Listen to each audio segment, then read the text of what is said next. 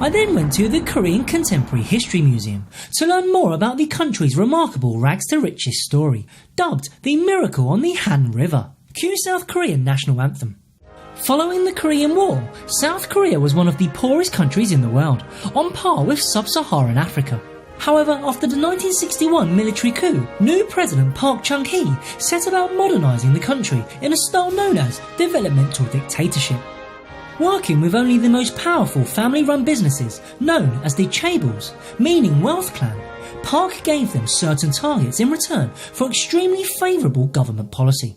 This peculiar state-chaebol relationship would produce extraordinary success by creating a new electronics and automobile sector, investing in research and development, and focusing on the large export market. In 1987, South Korea became the first country to go from being a recipient of foreign aid to being a donor. And in 1988, the Seoul Olympics showed the world its miraculous turnaround, which was followed by a World Cup, a World Championships, and another Olympics. Today, South Korea is the world's 11th richest country, while Seoul is the world's 4th richest city. But this pathway to economic success didn't come without sacrifices, which are now institutionalised.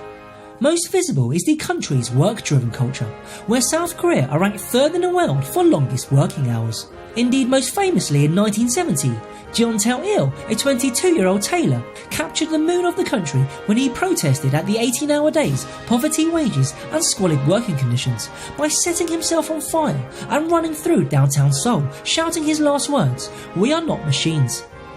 A lesser-known sacrifice is the country's corporate crime culture, where South Korea are ranked a lowly 51st in the world for the least corrupt country. Indeed, most famously in 2018, President Park Chung-hee was tried for collusion with the chaebols, and with the country watching on live television, she was found guilty and sentenced to 24 years in prison.